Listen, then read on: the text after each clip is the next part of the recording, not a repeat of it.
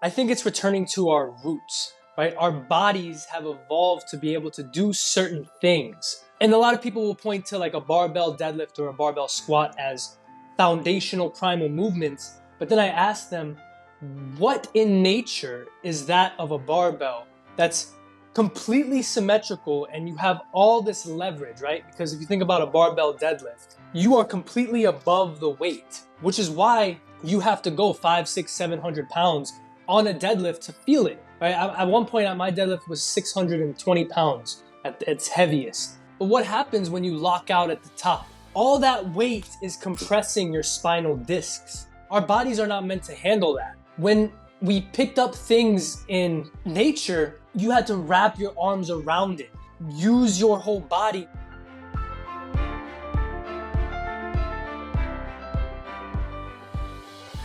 Zach, my brother, welcome back to the Superhuman Life. Oh man, it's good to be back, bro. I remember when you started out this journey. Was it 4 years ago, huh? Exactly 4 years ago tomorrow, man. You're sitting in the car with me there. And that's why we brought you back. That's why you were episode 2 of the podcast. So for anybody that doesn't know Zach and wants to hear a little bit about the story between he and I and the role that he played in really the creation of this podcast and this entire journey that we've been on for the last 4 years, guys, we'll link that down in the show notes. But definitely go back and listen to episode 2. But yeah, as we talked about there, Zach, is we're celebrating 4 years, 4 years of called sobriety, of freedom for me. And, I've talked about you a lot, man. And I've shared this with you in person, and I've shared it with the men of Rebuilt Recovery and the audience here as well. What a massively huge role you played in that, man. So incredibly honored to have you back here today, and just excited to kind of dive into the things that you've been doing, these last 4 years, kind of some of your training, some of your education, some of the breath work, some of the meditative practices. Really just, glad to have you back on here today, man. Oh, glad to be back, man. I want to say, you're a great inspiration too. 4 years ago, and then you started the podcast and the channel, and you've been going hard nonstop. And like, that's an inspiration to see. Just keep working, consistency, keep driving forward, keep pushing forward, like that's kind of right now the stage of life that I'm in. And now I'm drawing from your experience of like seeing Frank every day, bro. Frank's on there. I know you're taking a break now, but for the last 4 years, you were nonstop. And I'm like, man, it's inspiring to see. Well, that was just in one channel, YouTube. We've been on Instagram, we've been at podcasting now. We've been all over the place, man. But excited to dive in, man. As I was thinking this morning on my walk, I was like, where do I want to start the conversation with Zach? And I think I'd love to know for you, how would you describe your training philosophy? Here's what I was thinking about this morning is I can remember around 2013, 2014, prior to me starting Frank Rich Fitness, I had this passion. I want to create a training company. I want to do something in the fitness space. I'd been competing in bodybuilding at that point for 6, 7 years, training for almost 15 years at that point. And I'm like coming up and I'm kind of brainstorming all these ideas. And for me, what I landed on back then, it never became anything, but I had this training philosophy that I was trying to create called New Core. And what that meant to me is it brought the old school, old hardcore bodybuilding, right? The things that like Arnold, Dorian, Ronnie did. So kind of that old hardcore stuff, but then the new age, like the understanding of mechanics and some of the things I was learning from Ben and the guys at MI40. So I wanted to bridge the gap. And where I'm going with this is that's kind of what I see with you. You have a big part of your brand and a big part of your content that's kind of this primal man, right? Like out there shirtless, like getting your feet in the grass, like, and just these primal movements. But also you have a massive background and knowledge on the education, like the latest up to date on the science, the neurosomatic physiology and all these things. So how would you describe your training philosophy, like in an elevator pitch? My training philosophy has definitely evolved a lot over the last couple years. But I think it's returning to our roots, right? Our bodies have evolved to be able to do certain things. And a lot of people will point to like a barbell deadlift or a barbell squat as foundational primal movements. But then I ask them, what in nature is that of a barbell that's completely symmetrical and you have all this leverage, right? Because if you think about a barbell deadlift, you are completely above the weight, which is why you have to go 5, 6, 700 pounds on a deadlift to feel it. Right? At one point, my deadlift was 620 pounds at its heaviest, and I love that. I prided myself on that. But what happens when you lock out at the top? Let's say your traditional barbell deadlift. You lift it and you go to the top. All that weight is compressing your spinal discs. Our bodies are not meant to handle that. When we picked up things in nature, it was, you had to wrap your arms around it. You had to get around it. You had to use your whole body, not in a way that is creating the Valsalva maneuver. Like there's so many different, I know we're going down this rabbit hole, but in an elevator pitch, I would say my training philosophy is returning to our roots, doing the things that our bodies evolved to do. Humans evolved to throw, humans evolved to run, and especially sprint. When we pick things up, we evolved to wrap ourselves around it, really pick it up with our whole body. We evolved to do these things. And I think that because the fitness industry is based off of powerlifting, based off of bodybuilding and old school gymnastics, which has a lot of value. But the way I see the mainstream fitness industry now is just how much can you bench, how much can you deadlift, how much can you squat. And then these people, do you see a lot of these dudes doing this when they're older? I don't. I see them burn really hard, really fast, and then they burn out. And so my goal is to be a source of longevity. Like, yes, you want to lift heavy things, lift them in a more conscious way so then you can do it longer and go through your life doing the things you love, not have to be sidelined by all the injuries. So You hold a master's degree, yeah, right? master's degree in exercise and nutrition science from UT. Yeah. And what's been your continuing education? I know you've been deep in education and studying even post your master's. Well, I literally finished my master's, and a month later, I started neurosomatic therapy school. Basically, Neurosomatic. yeah, people look at me with the crazy, like, what is that?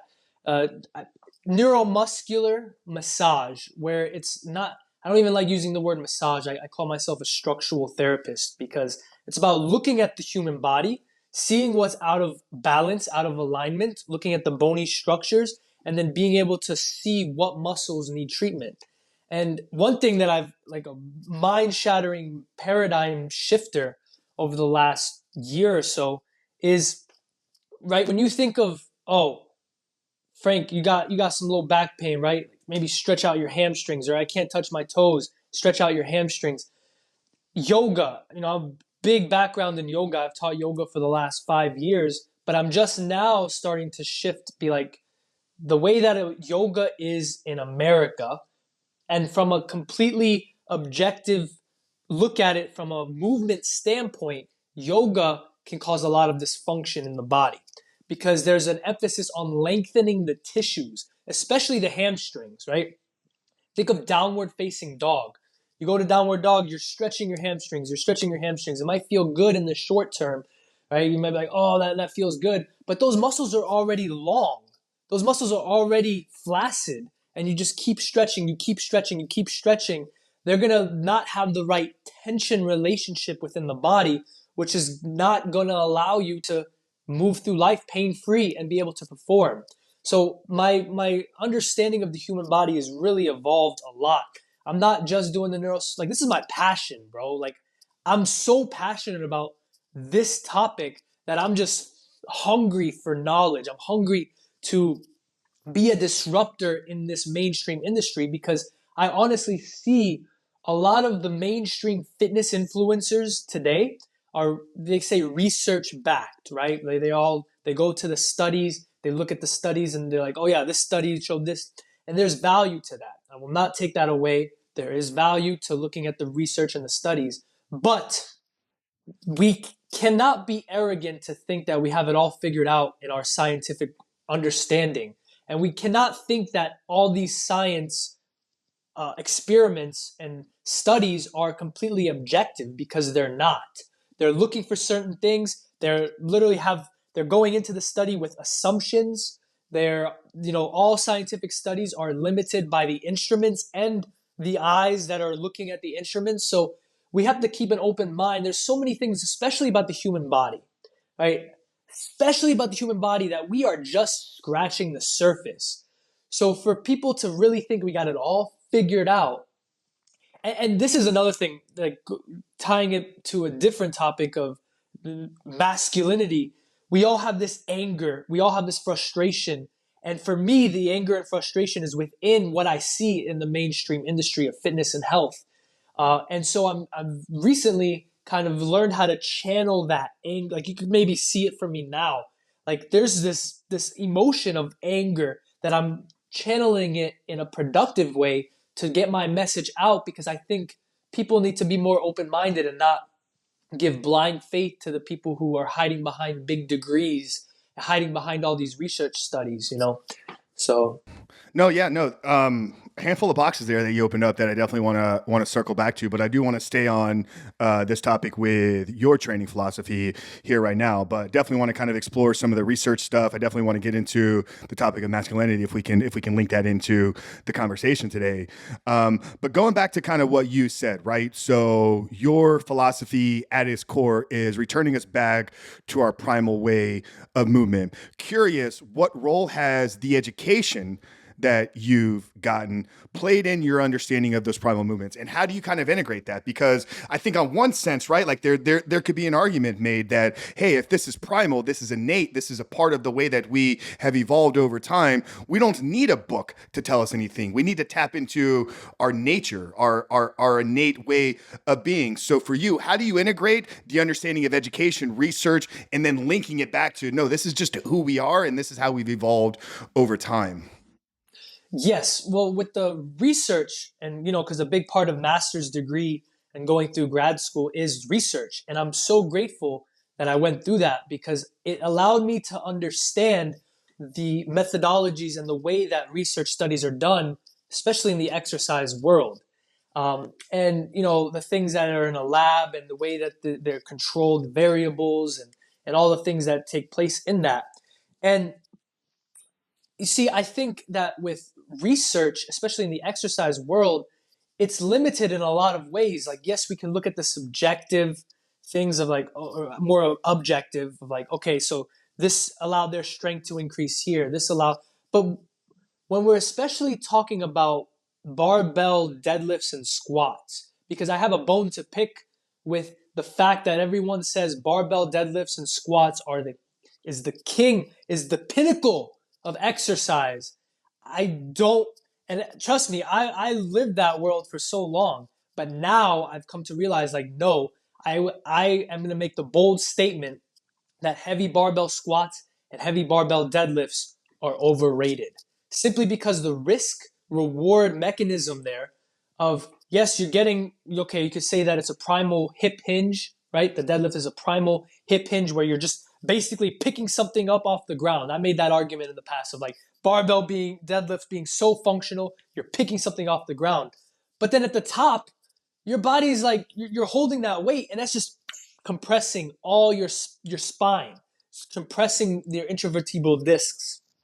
The risk reward there is not optimal. But the problem with the research is that all research is based off of powerlifting, power lifters, like all about how much can you lift on the barbell deadlift, barbell squat.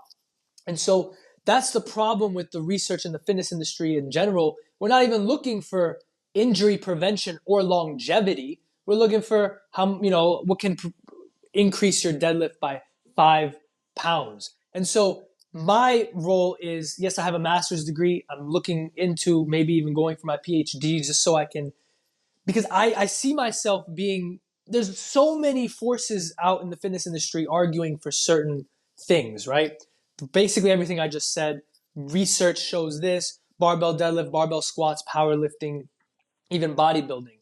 So I want to be a force for the other side of the people who are like, yes, I love fitness, but the typical gym stuff doesn't really resonate with me. I'd rather be outside, or I'd rather, do some more functional workouts that leave your body feeling better. Like after a workout, your body should feel better. You should feel more energized. Obviously there's a case in point to say, go balls to the walls at certain points and like go like test yourself, take yourself to the edge. But in general, you should feel a lot better after your workout if you're doing it right, if you're not causing the wrong type of mechanical stresses on the body. And then we wonder, there's a lot of reasons, but then we wonder why testosterone is at an all-time low. We wonder why all these older dudes, not even that old, are on TRT, testosterone replacement. We wonder why. I think it has to do with the culture of exercise, of always going balls to the walls, always pushing, always going hard, always taking shit to the next level in dysfunctional ways. And so I want to be a force of change that's like, no, that doesn't have to be that way. Yeah, man. A part of me wants to push back on that, man. And I hope and I hope you're okay, because I spent more than half of my life in gyms. I'll be 40 this year. I joined my first world gym in Land O'Lakes when I was 15 years old. So over 25 years of the 39 years I've been on this planet, I've been in gyms. And truthfully, I've seen maybe 2% of the people training at gyms actually going balls to the wall. I don't think most people have the mental strength and fortitude to actually push themselves. Now, I'm agreeing with you that there's obviously massive issues with hormones, young men, all these things.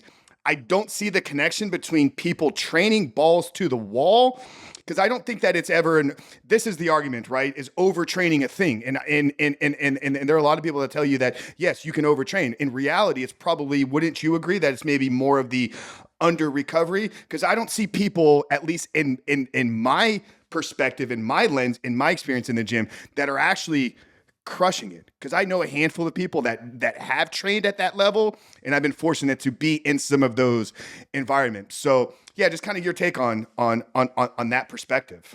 Yeah, I definitely, I'm coming. So for general population, yeah, most people, especially girls and dudes. Like if I go to a gym, a box gym, I mean, yeah, most people are not even, they're on their phones, right? The dudes are worried more about, like, they want to get a perfect pose in the mirror. Girls are trying to stick their butts out and get getting attention. So I think that, yes, those people, like, going balls to the walls and increasing that intensity level is key. I'm talking more from, like, the standpoint of, the Joe Rogans, the David Goggins, the me. I've always been balls to the walls, go all out. And there's a reason why, I think Joe Rogan, not to go off topic, I think Joe Rogan is great for the culture because he has so many guests. He's the pinnacle of podcasting and all that. But he is normalizing the use of testosterone replacement. He says it's completely fine if it's observed by a doctor, physician, and the blood work and all that. I think it's completely fine for a man as he gets older to go on TRT. And I think that it's not. And obviously, I'm about to be 30 years old. So as I get older, I think my credibility with these statements will be better because people will see, like, I'm getting older, but I'm not on these exogenous hormones, because let's call TRT what it is. It's steroids. It's artificial hormones. Let's not beat around the bush. And so, but the Joe Rogans, the David Goggins, they are like, always go on, and that, I think men do need that message, but I think that it's doing it because what does it really mean? Like when a normal gym goer hears go balls to the walls, push it, push it, push it. They're like, oh, I need to lift heavier weight. I need to get my deadlift heavier. I need to get my squat heavier. And although that there's the mental fortitude aspect, which, yes, I think from the physical standpoint of the exercises that they're choosing and the way that they're choosing to increase that intensity is going to cause them injuries. Like, progressive overload is the number one principle of gaining muscle, gaining strength, but where's the peak? Like, progressive overload, you can keep going heavier, heavier, heavier, but your joints, your discs, your spine can only handle so much when it comes to the barbell deadlift, squat, and all that compressive forces. There's a reason why people get so injured all the time. So I think that to conclude that with your point, most people have that intensity problem. They need to know how to crank it up, but I think that they need to know how to crank it up in a better way, with better exercises, better ways of getting in touch with that primal energy. Yes, yes. And actually what you just shared there, like I mentioned at the beginning, right? Like kind of to set up the conversation with you is I had this idea back in the day to create a training philosophy or a way of training known as Nucor. And that was really what I was trying to get to is let's take some of this stuff from the old school bodybuilding days, right? Where it was just like the Ronnie Colemans, the Arnolds, like we're just sheer balls to the wall intensity, but let's bridge it with the understanding now of mechanics, of strength curves, of resistance profiles, of understanding joints and angles and bridging the gap between the two. So I think you and I are in agreement there. Question, Zach, is there ever a place, in your opinion, for somebody to have a barbell, deadlift, or squat in their program? Absolutely. I don't think a barbell squat or deadlift is inherently a bad exercise. I just think that it's overemphasized. I honestly like if you go to any regular gym person and say, what's the best exercise you can do? Barbell deadlift, barbell squat is number one. I think that what people in normal gym programs, when they're trying to build strength or even trying to gain size, hypertrophy, they're doing barbell squats, barbell deadlifts 2, 3 times a week. Maybe, I guess if it's a traditional bro split, maybe once a week, twice a week at the most. But yeah, it's and the volumes are so high. And I think that there is like for me, I haven't done it in a while, but I would like to go and see what my numbers are because I've been training more with the strongman sandbag, right? And that goes into we all want to lift heavy shit. I think that that is a good thing that we want to lift heavy stuff. The mainstream says that the barbell deadlift is the only way. No. How about you just get a big bag of sand, wrap your arms around it, then your center of gravity is more projected forward, which means your posterior chain is going to have to work more, which means you're not going to be able to handle as much weight, which is also less compressive forces on the spine. And think about it in nature. Think back to hunter gatherers. You're going out, you're hunting something, you're hunting an animal, you're going to carry it. You're either going to carry it out in front of you, you're going to carry it on your shoulder, right? The gatherers, the gathering all the fruits and vegetables and all that. They're big baskets. They're walking out like this. So it's more in tune with our nature to lift heavy things in that way as opposed to a perfectly symmetrical barbell, which doesn't exist in nature at all. Well, I think the problem there is that's a bad question. What's the best exercise? It's a horrible question because what do you mean by best? What do you mean by exercise? And what is it the best exercise for? So if anybody ever came up to me and said, Frank, what's the best exercise? Like I wouldn't answer that question. Like I would say best exercise for what? And I think that's where you're kind of trying to lead the conversation is, hey, there's not a definitive right, wrong, best, this, that, worst, this, da, da, da, da, da. It's an understanding of our primal nature, our being, the way that our body is designed to move. But I take that a step layer is like, what is the goal? What is the intention? Like this obviously ties into our work with rebuilt recovery. I think this ties into an underlying principle of success. Why don't people succeed in life? Because they don't know what they're actually working towards. They just, I want more money. Well, how much money? What are you going to do with that money? I want a better relationship. Well, define what better relationship actually means to you. So I think that there's a flaw in most people's approaches is because they're looking for an answer to the question that they haven't asked themselves the proper question yet. As you're talking here, like one of the things that is kind of coming up for me is like as you're talking about evolution, the way that our body is designed to move, I get all of that, right? But we also don't live in hunter-gatherer tribes anymore, and I think our life is a whole lot differently. So I think some people just like, yeah, I want to train, I want to be healthy, but maybe for some people, longevity isn't the primary goal. Is it okay for a dude just to want to be jacked, in your Yeah, opinion? absolutely. I mean, I think that if you want to get jacked, yeah, absolutely. Go. I think everyone should go through that process. I'm not telling anybody like if you want to do something, do it. I went through that process. Was I was 20 pounds bigger, straight body. I had a 600+ pound deadlift. But then I learned from personal experiences, injuries, all types of injuries, that it's not optimal. But now, like you said, perfect thing that you said. What's the goal? Whenever someone's trying to get involved with fitness or trying to get exercise more oriented towards exercise, what's your goal? Are you trying to compete in powerlifting? Are you trying to go up on stage and be a bodybuilder?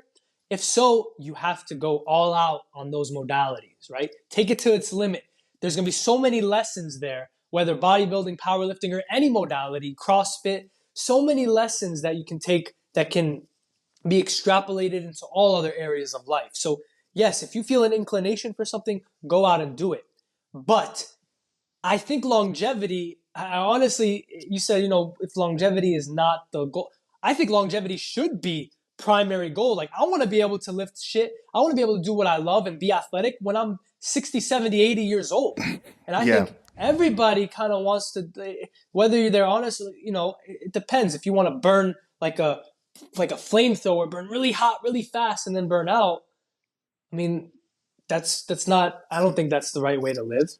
Yeah, the only caution I have there is with the word should. I'm not here to tell anybody what they should or shouldn't do with their life. I think we all have agency, we all have will, free will. We all have the ability to decide what we want. I would tend more to agree with you, right? I think training for longevity from an optimal standpoint, from a, hey, think about the 85-year-old version of yourself. What is he going to want you to do? Is maybe a better way, but it's not a should or shouldn't. Like, and I'm definitely going to avoid entering into that category. One more thing, just off of that, because I think I do have more of the stronger language when I say should or shouldn't, just because I'm already seeing this in my practice of body work. People don't know how to walk properly. Like, even the people who go to the gym and they lift heavy weight and are like they're otherwise, people will see them as fit. They don't know how to walk. They don't have the head over. Their spines are not moving. They're stiff. And the reason why, and here's a big thing, right? Like, I went deep into the research, and Dr. Stu McGill, big power lifter, researcher, talking about the heavy deadlifts and all that. And this is back to the question, just to loop it back to the research.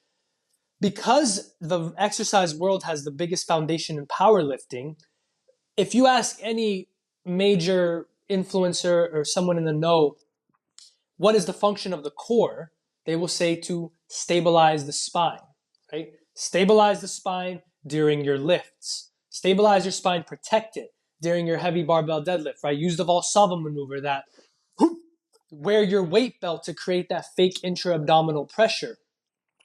I actually don't agree with any of that. I think that movement begins at the spine, and this is called the spinal engine theory, which I'm getting more into in the work of David Weck, and the things that the spine is actually the center of movement. If you look at the best athletes in the world, whatever realm, they move in this way where head over foot, right? Their spine is able to move.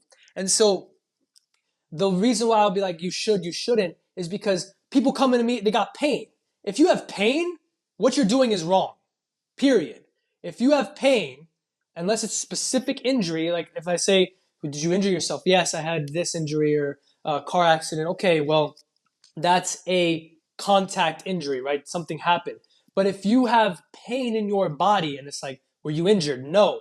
Then something you're doing in the way you're living your life and the way you're moving your body is wrong and objectively wrong, right? Like, and that's when you can use the language in the biomechanical sense, like, okay, well, obviously you shouldn't do this, or you should move better, move more your spine, get more rotation in your body. And so from that, if there's pain present and you haven't been injured, you're doing something wrong.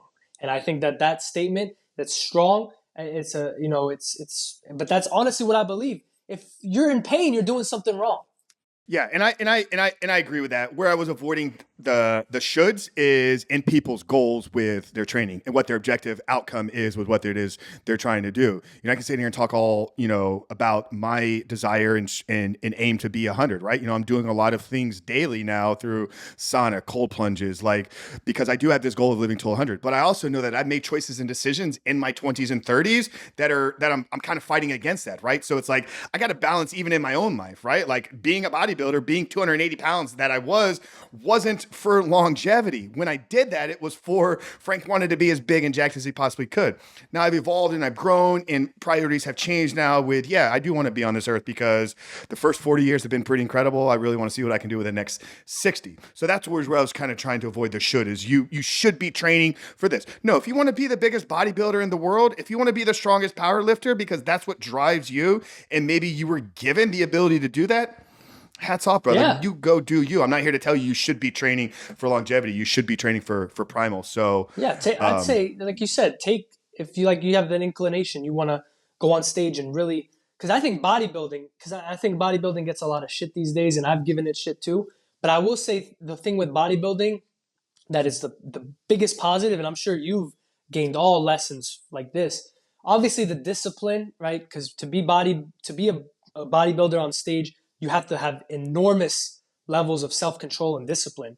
But more than just that, because that can be said about a lot of modalities, the mind muscle connection, like being able to engage little tiny muscle. Oh, my serratus anterior needs a little more pop.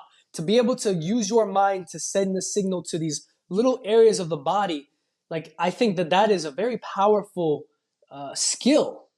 And so I tend to, because I am railing on, I'll rail on like the certain aspects, but I always like to talk about the positives too, because there are positives. yeah, I mean, from a competitive bodybuilding standpoint, like I don't think a lot of people would benefit from. I mean, maybe from discipline and the work ethic standpoint.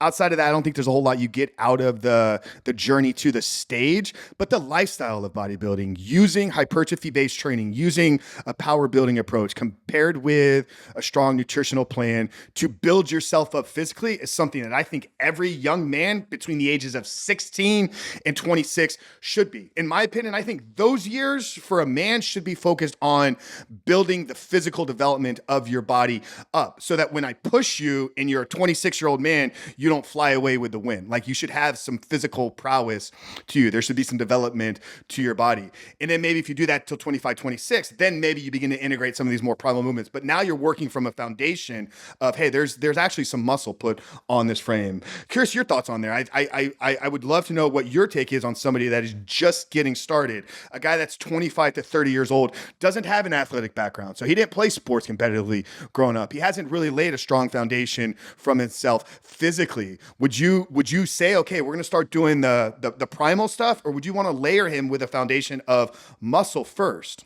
Well, you see, and I think that distinction you just said is like muscle and like the strength, and then the primal longevity, and that's like there's a big. It's not black and white like that, because bodybuilding, and now I'm going to talk a little bit about the negatives, is all about looking strong. Like when you get into the bodybuilding, when you go into the basic exercise, basic bro split, like you're looking strong, but are you actually strong? And so when we talk about the primal stuff, we talked a little bit about longevity, but I believe that using kettlebells, using sandbags, using clubs and maces, that is real strength. Like if you actually want to be strong, if you want to look like a warrior, then you got to train like a warrior, right? So by doing these machines and these things, and even like to a certain extent, these dumbbell, like there's benefits to it, but I would take your question was take a 18 or 16 to 18-year-old boy who has no athletic background. I would start teaching him the kettlebell, start teaching him the mace, start teaching him, instead of go to like lift a heavy sandbag, throw it on your shoulder, go for a walk. I think that is true strength. That is true athletic prowess. Learning how to use your body as a unit, not in isolation. And I think that is, because I think with the distinction here was, the primal stuff is more for longevity and all that. But how do you tell someone who just wants to be a beast? Be primal. That is beast. You see me carrying around this 200-pound sandbag, throwing it on my shoulder. I feel like a fucking beast. You see me with this 25-pound mace. I feel like a beast. Like it feels good. Like my body feels good. I am strong. I might be leaner and I might not look as strong, but I had a workshop last week or 2 weeks ago. I went to a workshop and there was typical bodybuilder dude. We were doing some activities. I was a million times stronger when it came to actually being athletic. My type of training allowed me to be stronger even though he looked stronger. And so my advice to an 18-year-old boy or however old, doesn't even matter age, bro. You could be 25. I know some 25-year-old dudes that never been to the gym. It's intimidating, right? They see all the big dudes, they get intimidated. Like, uh, start with body weight. Literally, start training. Like, we look at these, oh, you want to look like something out of 300, or like train like a warrior. Start doing some push-ups, some body weight stuff. It doesn't need to be this, and then work your way up. I think kettlebells, most versatile, most because, and then one last thing on this topic, in most, and this is a key point, in most gyms, most people in the traditional mainstream, they're training one type of exercise called the grind, right? So like, let's take a barbell bench press or dumbbell press. Like, you control the eccentric and then you control the concentric. Military press, same thing. Deadlift. Everything is slow and controlled, which has a lot of value for hypertrophy. But then there's the whole other realm of it, of ballistic, right? Like taking a mace, you have to have the rhythm, the coordination to know when to be tense, when to be tight. Even more basic than a mace, kettlebell swing. For you to get good at the kettlebell swing, you have to know exactly when to be tense and when to be relaxed. When to be tense, when to be relaxed. And I think that is very much, it's neglected in the mainstream fitness world, where it's all about the grind type exercises, right? The curls, and then you're training the body to work in isolation, not as a unit. And so I think that because if the normal 18-year-old, 16-year-old kid wants to get involved in fitness, where does he look? He looks on the social medias. What does he see? He sees the bodybuilders. He sees the dudes that are all about the vanity, about looking. Like, yes, that's a huge thing. Like, you want to look good. You want to look strong. But, like, it's in a dysfunctional way. You're not actually strong. You might be strong with your lifts, your specific lifts, but you put you in a real world situation, there's a good chance you're not going to be strong. So, one more time, tying it back to the question, if you want to be strong, want to be a beast, work more on being athletic, right? You don't have to be involved in sports to be athletic. You just have to do your training more aligned to that.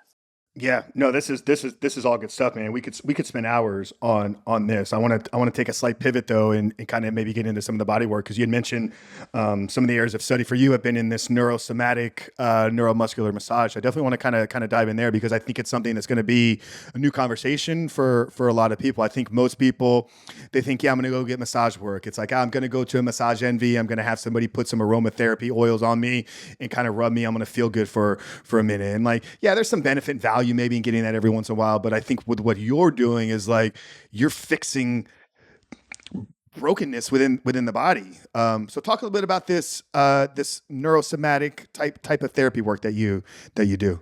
One thing with language is the words you use is important. For me, I avoid saying I fix people or I help or I heal people. I facilitate healing in people. Mm. People heal themselves. You just have to get the obstacles out of the way. Right? Yes. Well, thank you for that, because the listeners will know the importance of precision of language is something that we speak on a lot here. So Yeah. I'm thankful for that, Yeah. and I love the way you frame it. Yes, people. I'm not a healer. I'm a facilitator of healing, and I think that that's key because it gives people the power. Like, people have that power within them to heal themselves. We then go, that's a whole nother topic. But yeah, so the work that I'm doing now, and I got 2 weeks left, and then I'm graduated, and I'm actually get to start being out in the field, and I've already been helping people for the last year in student clinic. But the work we're doing is not to take anything away from the relaxation Swedish massage. I think most people in this world can use a little bit more down regulating of their nervous system. Yeah, I got one 2 weeks ago, and it was amazing. Yeah, we're so sympathetic, right? We're always like, go, go, go, go, go. We're like little hamsters with our social medias, keeping us with caffeine. We drink caffeine like crazy. So just anything that can bring us into that, bring us back to our center is key. But the work that I'm getting into now and is being able to realign the structure of the body by finding the spots of tension, of calcification, of dehydration within the tissues, and then allowing blood and allowing the resources of the body of healing to go there to bring more alignment to the body. So the people I work on, a lot of times they're like, I'm working on them and it's not enjoyable in that moment, right? Like we're getting in there. I don't even like using the word deep tissue because that's such a blanket term, but I mean, I'll get in there, find the trigger points, hold that. They're like, and have them breathe, have their nervous system be okay with it. And then it's like a switch, right? I'll find a tight spot. Let's say I'm in their shoulder. I've been working on a lot of shoulders lately. Major thing is infraspinatus, a muscle of the rotator cuff, minor tears or anything. I'll find the spot there. And then, oh, their guard, their body's like, and I'm like, okay, I get it. It's an art of finding the right amount of pressure and then guiding them through the breath of like, breathe into it. I want you to inhale, expand your body into where you feel the pressure. Exhale, release anything that in that area that no longer serves you. So we're doing breath work while I'm holding on to the spot. And it's like a switch, bro. Like depending on the person, depending on how aligned they are or how conscious they are, it takes longer time or shorter time. But there's a switch where all of a sudden it's like, oh, and then everything gets soft. And then like they say, oh yeah, that's a lot better now. And then like it's that little spot of tension released, which means the body is now going to send fluid. The body is now going to send nutrients to that area to restore it. And then we're going to get into that's neurosomatic. There's another modality, right? Because my mind works in like, okay, I want as many tools in my toolbox to be able to help people. So then there's the other tool of decalcification, kind of along the lines of Graston, but Graston is superficial fascia. Like we really have to, the fascia is key in understanding the way the body works. Fascia is the missing link. But so I've been getting into this new modality of using my elbow to really find the fascia, find the scar tissue, find the calcification, the hardness within the body, and then lovingly work that out, kind of realign the tissues. I don't even like using the word break up, but realign the tissues and the fascia of the body so then you can, because fascia is like a kink, right? Like think about you wearing a fascia suit. Remember, like we got the fascia suit at Critical Bench, like who Chris and Brian wear them. But think about like if you're in this suit and you have a kink here, everything's gonna realign in that way. It's gonna kink towards that dysfunction. So realigning the fascia is key. Like there's so many different avenues I can go in with this, but yeah, I'm really excited about the work I'm getting into. Really excited about helping people get out of pain, live their lives in a more functional way. What's the biggest thing that the average person or not even the average person, just most people, don't understand about pain? In terms of the roots of it, right? So you were kind of talking about it there with the fascia, right? How it's going to kind of pull everything there. So, kind of, like localized back pain, right? Like usually not a problem within the back, localized elbow pain, localized shoulder pain. Oftentimes, like people think like I got shoulder pain, something's wrong with my shoulder. I gotta work the shoulder out. Oh, so yeah. kind of talk to it like where people don't really maybe understand the sources or roots of their pains. Yeah, so shoulder pain, let's take that for instance. Shoulders, it's all about trigger points within the body. So like, let's take, this is interesting, right shoulder pain. If you have something going on with your liver, the liver will refer the pain up to the right shoulder. Left shoulder pain, stomach. And I see this with my people, or myself, or people I'm helping with hiatal hernias. They have left shoulder issues. That's because they got a dysfunction in the stomach. Like the viscera, it's called the visceral somatic response, where if you have internal organs that are dysfunctional or impinged or have a structural issue in any type of way, will refer out to the muscular system, out to the things that you actually feel. So back pain, for instance, people have low back pain all the time. That's probably one of the most common things is low back pain. What is the common things, right? Like, oh, you go to a physical therapist, but they're gonna do some core strengthening, or maybe you go to a massage therapist to work your low back. Maybe they'll work on opening up, stretching your hip flexors, your psoas.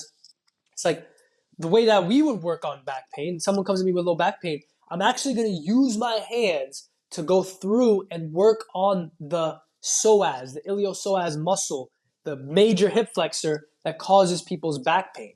So like actually use, not throwing more stretches, not throwing more exercises, not throwing more things to the fire of dysfunction. No, let them just lay there. Let me go in there and relax and realign the tissues of the body, right? Not stretches and exercises are not always the answer, especially with complicated things like chronic pain. A lot of times it's like the muscles are so hypertonic. What is exercise going to do? It's going to make it worse. What is stretches going to do? If the muscle is already lengthened, if the muscle is already locked long, if the muscle is already flaccid, then what is a stretch going to do? It's going to make it worse. So it's about, and there's no simple way of making it for like the average person, or because the body is not simple. And it's like once you go down the rabbit hole, it's like a lot. But just know that if you have shoulder pain or back pain, a lot of times it's a product of your movement patterns, the way that you carry your body, the product of maybe certain exercises, the things that you're doing, certain lifestyle choices you're making that you can change. And then you just have to find someone qualified and someone who can actually understand the human body and help you bring more alignment to your life. Yeah. Because yeah, it's a very complicated, complex, and I think my job is simplifying it in a way that people can understand more. Yeah, it can definitely be overwhelming and overbearing, and it can be like, oh my god, where do I even start? And I think it's finding the person that is knowledgeable and is an expert. So, what should a person be looking for and finding that right person? So maybe they don't fall into, just learning off of an influencer. Like, what are, is it credentials? Is it experience? Is it testimonials? Like, what do you think the person should be seeking out when trying to find that right person that's going to be able to help them? I think that to a certain level, credentials and degrees and certifications is important, but to a level, right? Because the people with the PhDs and the big degrees, they've been trained in that system and they don't really look outside of that system. Anything that challenges the status quo is deemed pseudoscience or wrong, right? So I think it's about practice what you preach. I think if you see someone, let's say you're on social media, because that's where most people get their information, how does the person that you're trying to seek advice from, how do they move? How are they like performing? How do they speak? How do they think? Because everything is combined. When they speak, are they just like monotone? Do they lack that enthusiasm? Do they lack energy? When they move, are they like stiff like a rod? Or like, I think that someone who's got the big degrees and all the knowledge in the world but doesn't practice what they preach, don't go to those people. Like the people who have all the studies and all the answers through the research, but then you look at them, you're like, yeah, but you don't move well, you don't look well, you don't look healthy. Like that's not, like, you got all the information, yeah, sure, but that's not it. Testimonials are key. Obviously that comes with experience. Like for me personally, I don't have that many testimonials. I'm still formulating my philosophy and my way of helping people. Testimonials are key. Like I think when it comes to finding someone who can help you, it's important to like discover how they're going to measure that help. Like how are they going to really determine if they're helping you or not? And my way, I think the not my way, but the way is, can someone help you move better? Look at your walk. Analyze your gait cycle. Can they help you walk better? Can they help you throw better? Can they help you bend down, pick something up better? Can they get you out of pain? I think that is, if you have chronic pain, looking at your gait cycle, looking at the way that your body is moving through space, because we all walk. Walking is the most common thing we do. And I think that's a good foundation of assessment is, can someone make you walk better? Then they can most likely make you do anything better.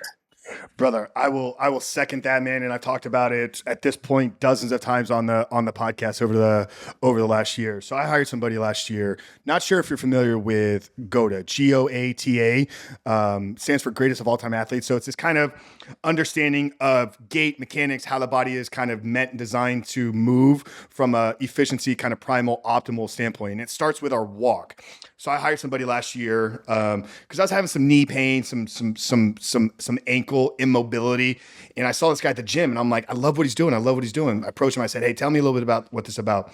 We spent about 4 to 5 months, literally like relearning how to walk. I mean, from the ground up. Like we started with crawls. He had me crawling across the gym, and then we got up to how my feet plant and work and kind of grab the floor, and it's just whole realigning my gait. I gotta tell you, man, it changed my life.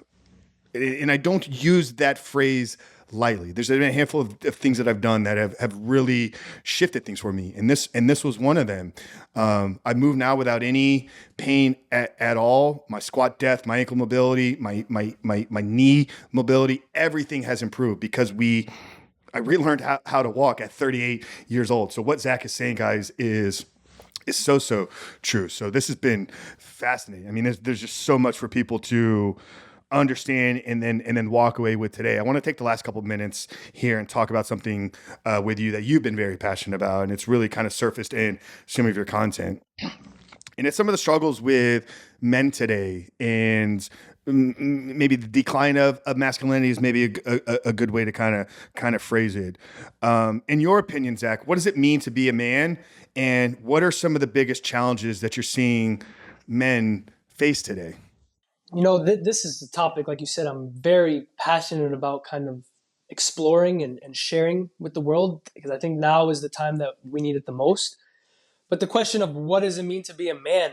Obviously, you got the people who say, well, a man decides what he is for himself, right? And a man I can don't be, want. I want to know what Zach thinks. yeah, like, so what I think a man is a leader, whether that's a leader in his small community of a family, whether that's a leader in a bigger scale, like an industry leader. I think a man is someone who understands himself, understands his emotions, understands his triggers, his traumas, all the things that make him who he is, understands it to such a level where he can be a source for others, where he can hold space for people. Right? I think as a man, whether like you're with your woman, your wife, or your children, or even other people out there, like you understand yourself where you can hold space for others to feel safe and be who they are. And so I think that starts with emotional control. I believe that, and this goes into my idea of, we could say, what does it mean to be a man? What does it mean to be a woman? But let's not even go into that, because let's say masculinity and femininity is a spectrum, right? Gender, obviously, we don't need to get into that, but masculine, feminine polarity is a spectrum. So if you are a man, if you're a young boy who wants to be that more masculine source, if you want to be more assertive, more in control, then there's certain things that you kind of need to develop. And the number one thing is emotional intelligence, emotional mastery, right? And because they say women feel emotions more than men. I disagree with that to a certain extent, where I don't think a woman will ever feel anger or rage or even depression or sadness to the extent that a man can feel, especially the anger.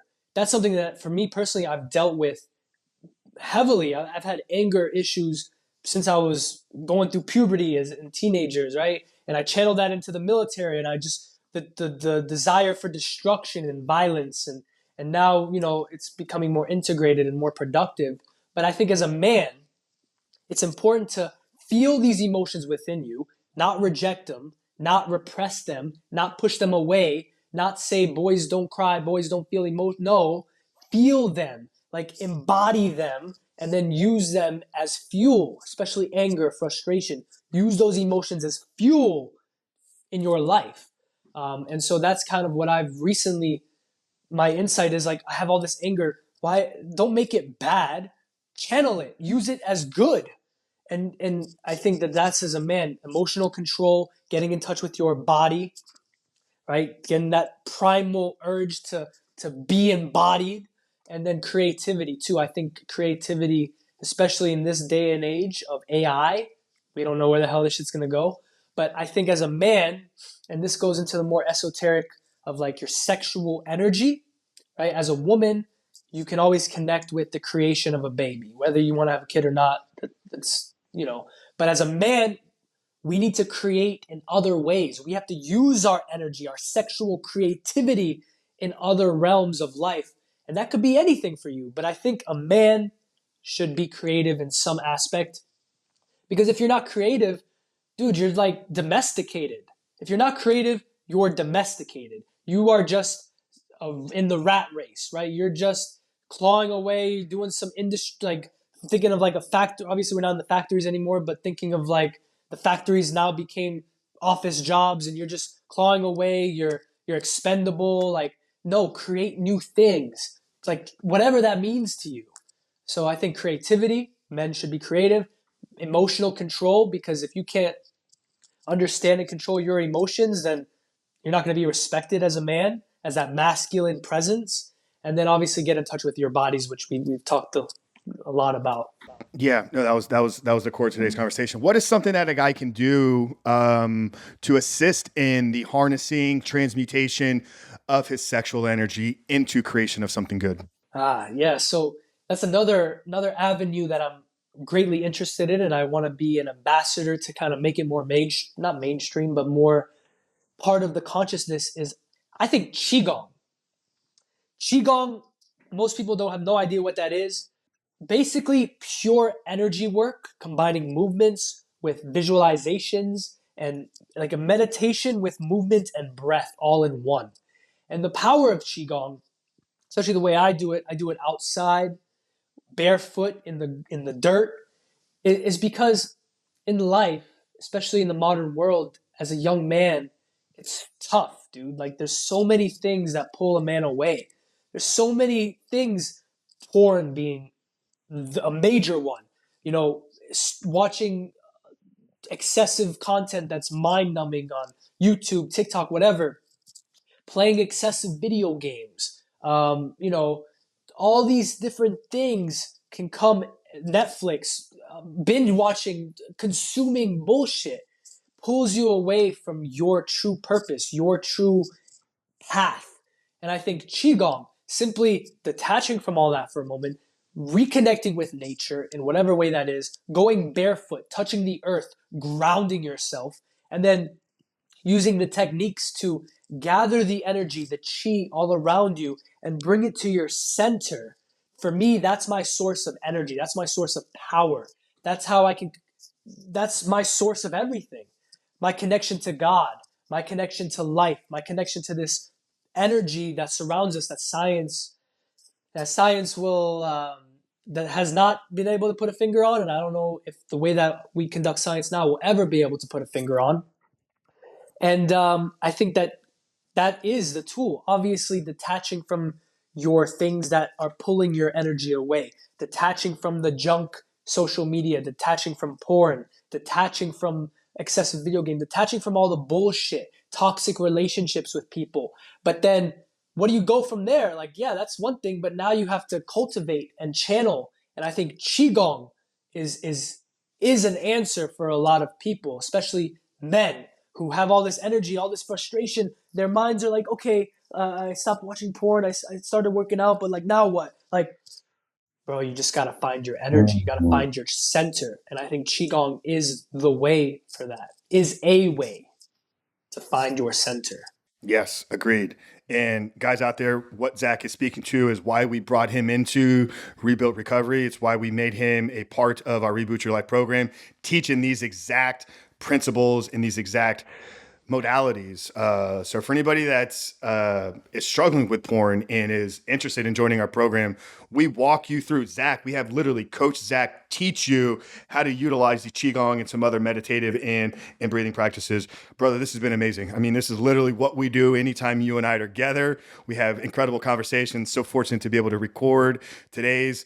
So tell everybody where they can, learn more about you. Kind of, I know you got some YouTube things going on. Your Instagram, social media is really blowing up. What are you looking forward to, and where can people connect with you if they want to learn a little bit more about what Zach is all about? Yeah, so just recently I set the intention to really dive deep into my social media content and my creativity, right? I preach, I think a man gets creative. Well, that's what I'm embodying. So, I'm making topics of fitness, of qigong, nutrition, but also masculinity, long form videos on YouTube that I'm really diving deep into this topic. So you can find me. It's all on all the platforms. It's my name, Zacharia Zenios. I recently I changed it. It used to be Zach Zenios. So I was like, yeah, easier, right? But then someone made an article. Like they found my TikTok and they made an article of like top 5 yoga influencers on TikTok to find, and they spelled my name Zachary Zenios, and I saw that, and I'm like, hell no. Like my name is Zachariah. Like I need that. So then I changed it to Zachariah. So you can find me on Zachariah Zenios. And Frank, you're like I said, especially with social media, it's tough when you're creating all these things and you're pouring all this energy into it. And, especially when you're going against the status quo, you get people disagreeing with you, which is a good thing. I like that. But then, you're not seeing the numbers, or like you see other people and you start going into that negative comparison mindset. It's like, no, you just put your head down, you keep moving forward. And you, my brother, are an inspiration of that. Like you set out, you had a mission 4 years ago, and you just keep every day. Like you're taking a break now, but up until this point, you didn't take any. You just day in and day out, you're speaking your truth. And that's like I'm inspired by that, and that drives me forward whenever because we're human, bro. Like the doubts creep in, or like the opinions, or like whatever can pull us away from our path, but it's the consistency, the discipline to just keep driving forward, and you are a true testament of that. Well, I appreciate that, brother. And you've been an inspiration to me. I mean, for going on 6-7 years now. We met back in 2017 when we both joined Critical Bench at the same time. It's been an absolute honor to watch you grow and evolve as a man over these last 6 years, really stepping into your own and really finding and now really creating your own path. So it's been an absolute honor, man. I'm looking forward to where you go from here. And like I said at the beginning, man, I don't think any of this would be happening right now if it hadn't started with a conversation that you and I had on February 14th of 2019. So tomorrow we celebrate 4 years. So that's why we brought Zach on here today, because he's been such a massive part of my life and my journey. And hopefully you guys got value out of this. This was incredible. We're definitely gonna have you back on here down the road. Make sure to check out episode 2, guys, as well. We'll link that down there in the show notes. Final question, Zach. I believe you answered it last time. I think we had this question back when we started this, but curious how different your answer is going to be today. For you, what does it mean to live a superhuman life? I think that's living on your edge. That's not being complacent. That's trying to push forward and be the best you can be. I know that's a general term, but I think living on your edge of discomfort, of living on your edge. I love that term, because it's like, yes, you're living on your edge. It's easy to be comfortable. It's easy to be stagnant. It's easy to be complacent, especially in the modern world. But no, like we did not get to this point of civilization by men, anybody living complacent. Like live on your edge, push forward, get uncomfortable, have people disagree with you. That's fine. That means you're living on your edge. And I think that is a superhuman life. It's a human life, but because of all the mediocrity and all the people living average and shitty lives and stuck in like that seems superhuman, but everyone has that capability to live on their edge and live their truth. And I think that being a source of inspiration for others to make even a subtle change and live a little bit better, a little bit more embodied, fully learn who they are and show that and express that to the world, that to me is a superhuman life. Love it. Guys, hope you got value out of this conversation. Make sure to connect with Zach. Follow him on YouTube. Follow him on Instagram. And if you're getting value out of these conversations, we ask you guys every single week. You can support us in one of two ways. First off, if you haven't done so yet, and you are a regular listener, take the 2 seconds here when you're done with today's episode and leave us a 5-star rating and written review. But more importantly, if there's somebody in your life, maybe there's a young man that's going through some physical ailments. Maybe there's a young man in your life that is struggling with finding himself, finding his own masculine journey right now. Do us a favor, but do him the blessing by sharing today's conversation with him. But for Zacharia Zenios, Frank Rich here at the Superhuman Life, we love you guys, and we'll see you next week.